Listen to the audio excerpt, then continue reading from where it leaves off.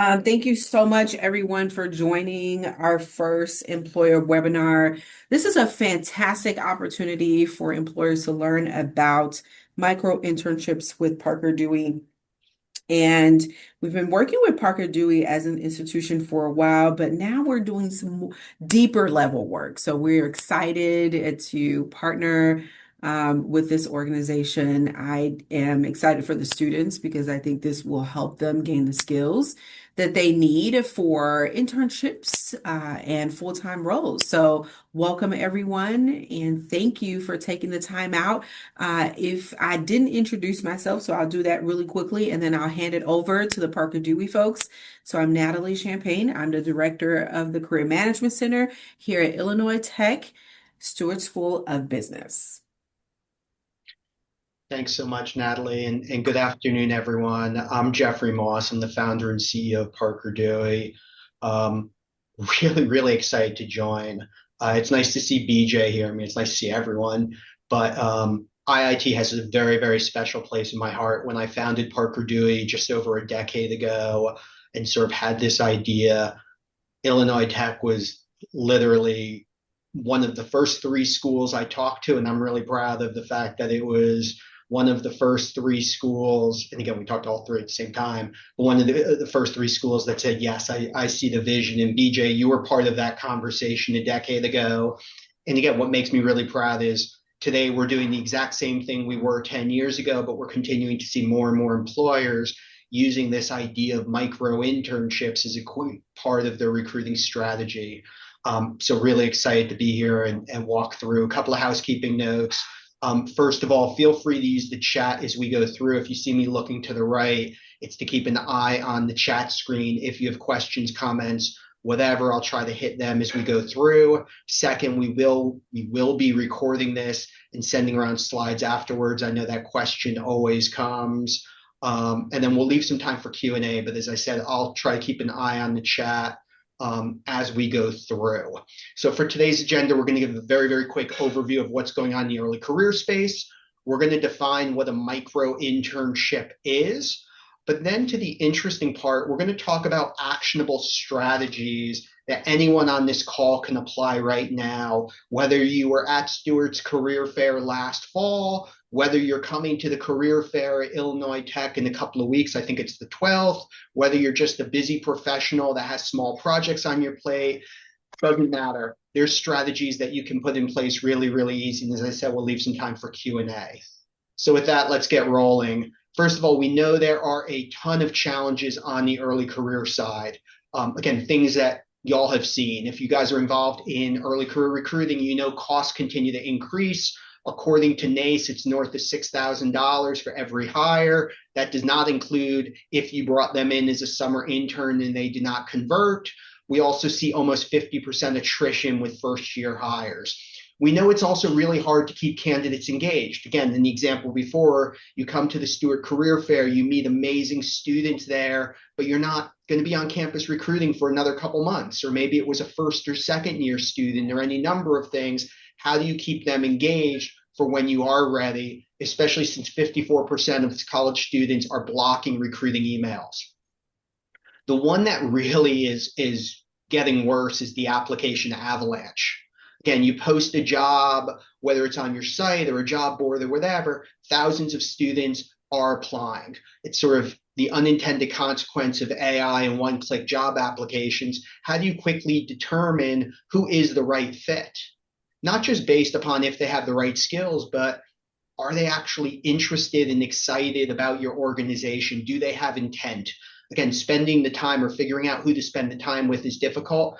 And last, we know there's massive attacks on early career programs. Whether it's around the press questioning if kids should be going to college, whether it's around hiring managers, frustration with if college students are job ready. Short answer is they are. It's just the process often winds up surfacing the wrong ones. How do we, as early career professionals, sort of respond to that? That's what we're going to talk about today. Parker Dewey is an organization, as I said, was founded about a decade ago, 100% focused on addressing these challenges. We help organizations engage, assess, and ultimately hire early career professionals from programs like Illinois Tech. We're not a staffing firm, we're not a job board. We help companies really use this concept of experiential recruiting to improve what they're already doing, to enhance it to get the best outcomes. Employers are using Parker Dewey really throughout the entire recruiting life cycle. Whether it's before going to campus, as I said, you're going to be visiting IIT in a couple of weeks for the career fair. How do we get an engaged list of candidates and making sure we're getting the most out of that event? During and after events to keep candidates warm. For those of you who can't visit campus this year, what a great way to still recruit the amazing Illinois Tech and Stuart students who could be amazing, but again, you're not on campus. Or even if you're just a busy professional with too many small projects on your plate and not enough hours, this is a great resource to get some help from highly motivated Illinois Tech students while also building that funnel for the future. The way we do it is this concept of the micro-internship. So as I said, we'll be sharing the slides, but the high level of a micro-internship is these are very, very short-term projects, 10, 15, 20-hour tasks that companies give to college students as a way to, get some work done. So these are not tasks that require a whole bunch of onboarding or training or anything else. They're tasks that we all have on our plate. I need help researching and drafting an article. I'm going to a conference next week, need help crunching a list, want someone to do a competitive analysis. These 10, 20, 30-hour tasks are a great way to get those projects off your plate, but they're also a great way to engage and assess individuals who could be those future hires, again, surfacing those skills. They can be completed year round, so you're not limited to a certain cycle or just the summer or winter break. They're done independently, so it's not someone else you need to manage or control or anything else. And the students are actually employees or contractors of Parker Dewey for the duration of the project, which means there's our legal burden. You're not sharing any data. You're not bringing them in as an employee. But to be clear, we're not a staffing firm. So if you work with, pick on BJ, and you hire him for a full-time role, there's no temp to perm or conversion fee. We're not a staffing firm. One of the ways I think about it is think about the micro internship like a date, where the summer internship is like getting engaged, the full-time role is getting married. It's not a replacement, but a complement. So while you as a busy professional might need help on something like this, you're trying to evaluate employee engagement, you want to come up with some best practices and compare and contrast how other companies are doing it because you're just too busy. Perfect example of a micro internship. Again, you're not sharing data, you're not onboarding or training, you're getting great insights from a college student. But at the same time, while you're getting help on the project, it's also powering the candidate intelligence platform, giving you insights into everything else, helping you see a student's performance. Do they have attention to detail, problem solving, grit, whatever technical skills are required, helping you deepen the relationship at Illinois Tech, helping provide insights on cost per hire and performance and everything else. Again, all driven by this discrete project. Now, one of the things we also do for organizations is maybe you don't have a project top of mind, a we should or I shouldn't task on your own to-do list. Maybe you know you're going to be hiring for an entry-level data marketer role. If you send us that job description, whether it's for the full-time role or the internship or just bullet points, one of the things we do for organizations, as you can see on the left, is we'll take that job description. This is just the meat of one of the ones a company shared, and we'll sort of unpack it and say, here's the key skills required: gathering and analyzing data, doing competitive analysis, providing recommendations. One of the things we'll do is we'll craft a micro internship based upon it. So a great way to evaluate candidates and engage candidates for this entry-level data marketer role is maybe doing a competitive campaign analysis, research competitive marketing campaigns to identify blah, blah, blah. Again, great if you need that project done, but as you'll notice, it's not anything where you need to share information or access to systems. A student can do this on his or her own. And what it's doing beyond getting the work done is it's giving you insights into their skills, the skills required for the role on the left, whether it's the technical skills like market research or data analytics, or those other core skills like communication, problem solving, intellectual curiosity. So how do you actually go and do this? Whether you're having us craft the project for you or doing it yourself, it's really, really easy. It's 3 steps. Basically, post the project, pick who you want, and the work gets done. And just to show you a little more meat in the bones, again, posting a project. You can send us a spec or you can use templates, but all we really need to know is what needs to get done. Do you have a deadline and any other details? And as we highlighted, you can select Illinois Tech in the dropdown from school, so only IIT students have access to that project. It takes about a minute. And again, we've been doing this a long time. We have some great templates and we're happy to do it for you. Once the project is out there, you don't have to market it. You don't have to blast emails or anything. You certainly can let students know if they visited your career fair or anything else, but the students apply. We have millions of students on the platform who are excited to work on these projects. It's how they want to be recruited. It's how they want to demonstrate their skills. So what will happen is you'll only see those students who apply. Now, to be clear, we are not one-click job applications. We're not a job board. We have a little bit of friction for the students, and that's intentional. They actually have to proactively apply. They actually have to proactively answer a question or two about why they're interested in the role or how their skills align or whatever you want to ask. That's important because you're only seeing those candidates who are actually interested in doing the project or interested in the role.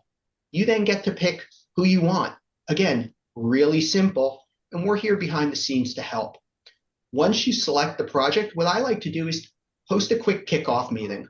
Spend 10, 15, 20 minutes on a phone call or Zoom, really just answering questions, making sure you're on the same page about what the deliverable is. Do you want it as a Word document or do you use Google Sheets or Excel or a PowerPoint? Again, whatever it is, answering any questions to clarify. Students are then on their own. Again, you're not managing them day to day. They're using the resources provided by IIT, whether it's the online or technical resources or going to a faculty's office hours or reaching out to an alum. They're motivated to do a great job.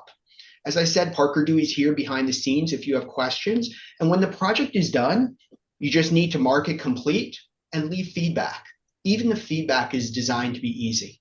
It takes about a minute, and we're getting insights on things like, how is their problem solving?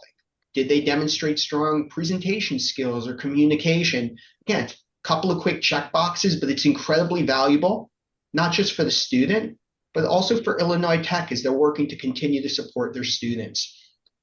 Beyond the project itself, it's a great way to get to know early talent. Maybe you're a company in Chicago that's hiring. What a great way to start to build relationships with the students who are here. Or maybe you're an organization based elsewhere where you want to recruit Illinois Tech students who may be going to school at Illinois Tech, but they're from other parts of the country. You're getting to see their skills firsthand. We've all hired people with great resumes who may even interview well, but when they start, you realize their problem solving or communication isn't what expected. You're able to see this firsthand, and obviously it's a great way to give back. It's a great way to support students without much or really any lift. And as I said, if you have those open roles, you can use this very intentionally. So let me go into 3 very specific examples of how employers are using this tied to those open roles, those campus recruiting.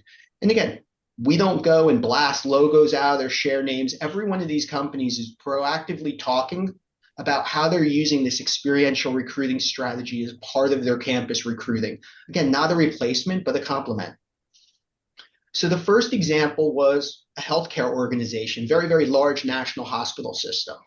They were going to career fairs and they were struggling to see the traffic, both at schools that were focus schools and also others. And they were hiring for a lot of allied health roles. So they were trying to figure out how do we differentiate ourselves and stand out. But they also had roles beyond healthcare. Again, just because it was a hospital system, they were still hiring for finance and marketing and strategy. And they actually reached out to one of the schools and said, we think we might skip it this year. We're not seeing the results.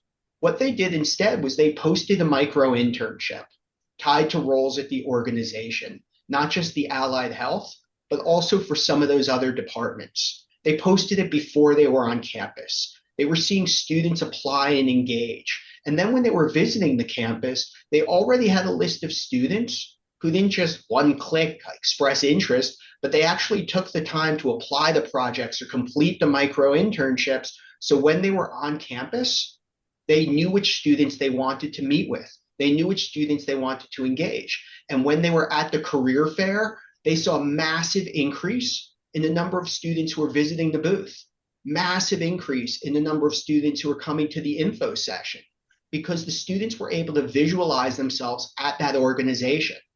They were able to see if they were studying allied health, what it was that differentiated HCA from some of the others, or even if they weren't studying allied health. Let me take a look at this. They have interesting roles in strategy. I want to come to the career fair and learn more. So again, massive increase that complemented what they were doing. This is an organization that did have great relationships on campus. They were collecting the names at the career fair, but what they were finding was a massive drop off afterwards. They would again have the fancy QR codes and the students would submit the resume and everything else. But with 54% of college students blocking recruiting emails, they just weren't interested in getting another invite to yet another info session or webinar, or we invite you to apply in 6 months. So what this organization did was the same thing, was they were both at the career fair and after sharing micro-internships across different departments, whether it was supply chain or tech or HR, and they were sending follow-up emails that were not, again, please come to our info session or we're going to be on campus in 6 months, but rather, here's 5 opportunities that we're inviting you to participate in. Thank you for coming to our career fair. We loved meeting you. Here's a great way to continue to get to know us. The students loved it. This organization saw over a 3x increase in the email engagement once they introduced this and used the message. What they also found was a massive improvement in offer to hire, north of 90%. Because while this was initially focused on how do we keep candidates warm after the career fair, they found that nurturing the relationship with the student in a way that went beyond the superficial recruiting created this preference, this competitive advantage in driving conversion.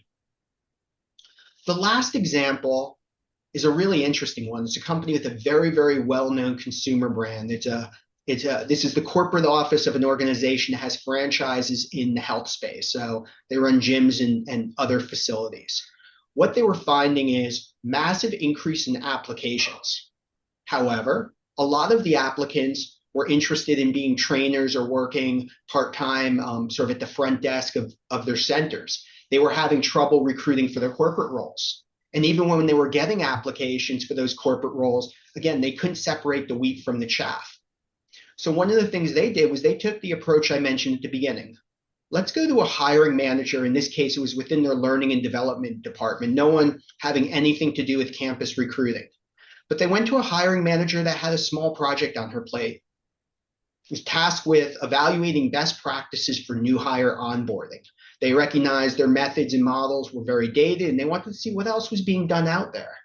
So they posted a project to evaluate best practices for new hire onboarding. The deliverable was a presentation with supporting info, including a 1-page executive summary.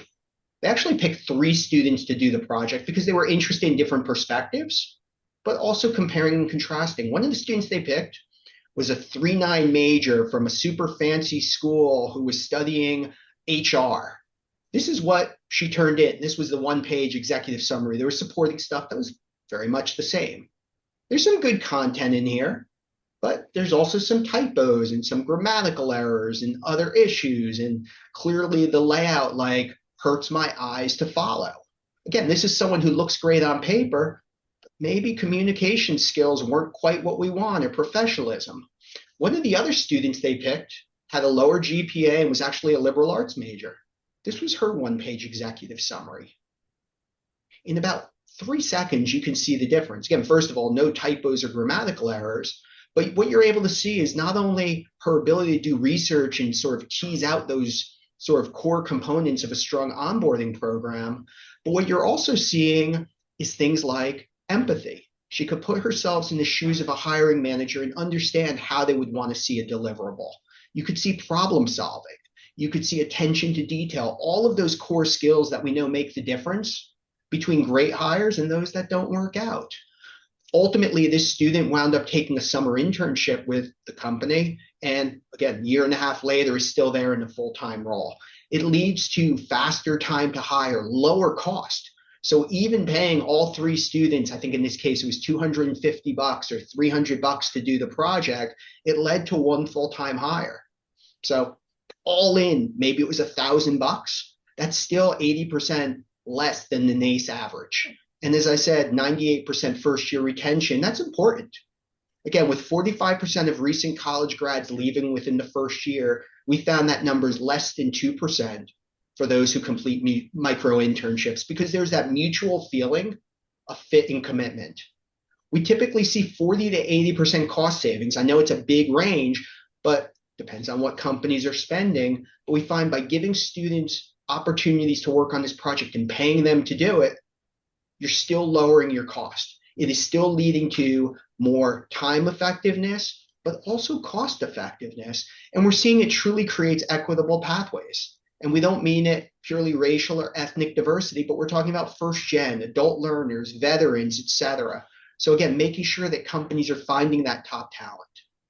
So in addition to the micro internships, what organizations are also getting is all of the other data around employer brand, efficiency, conversion, insights, et cetera, all at their fingertips without adding to the workload. Which brings us to the $64,000 question. How do you get started? Don't overthink it. My suggestion to organizations is send us a job description for an existing role for which you're recruiting. Maybe it's an internship or full-time role. Send us a PDF of it or a link. Put in some bullets. There's a QR code at the bottom you can use for a dedicated page for Illinois Tech, and I'll drop it in the chat as well.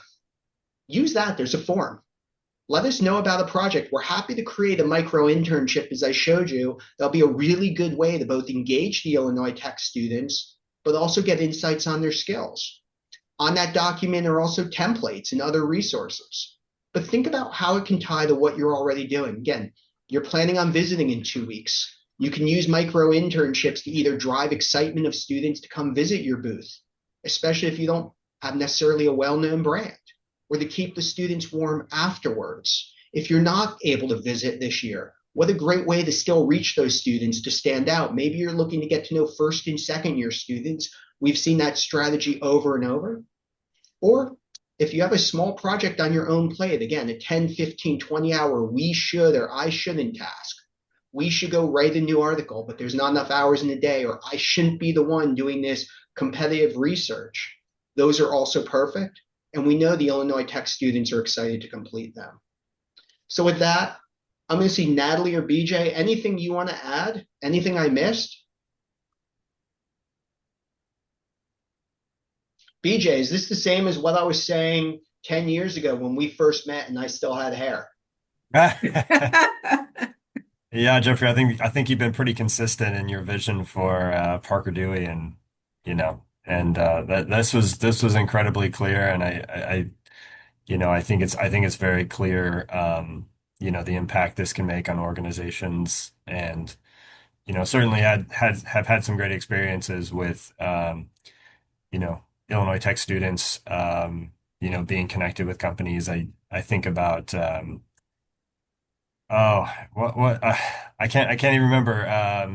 I know who, Fabian at M. Holland. Fabian. Yeah, Fabian is Oh is my kind of our God. like I is traded kind of notes with our him, by the way, a couple of months ago. He's doing great. yeah, he's still working. This was like from 2018, 2019, and he's still working for the company he did a micro internship with. M. Holland, Yeah, yeah, plastics distributor in Northbrook. Again, perfect example of a company that's great, real business, but again, might not be top of mind for a lot of college students. They may not have heard of it. And M. Holland isn't going to set up a booth similar to an Accenture and Ernst& Young at the career fair. They just don't recruit enough college students. So Mhm. yeah, Fabian, I can't remember his major, but he wound up doing a micro internship in supply chain there. And again, I actually think it was like 2017. It was early on, and he's yeah, still there, continues to get promoted. It's a great example of a win-win. And it's not about replacing what they were doing. It's not about don't go to a career fair. It's not about adding to the work. It plugs right in as a complement.